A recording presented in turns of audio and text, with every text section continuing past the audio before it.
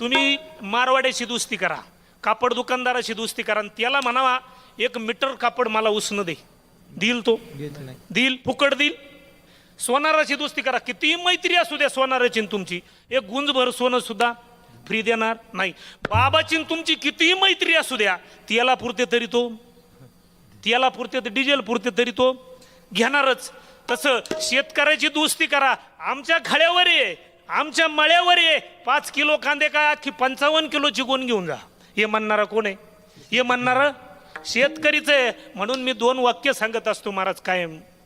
साधू जगतो तपावर, गारुडी जगतो सापावर, व्यापारी जगतो मापावर, नोकरदार जगतात पगारावर, बाबा जगतो पाकिटावर आणि शेतकरी जगतो कष्टावर.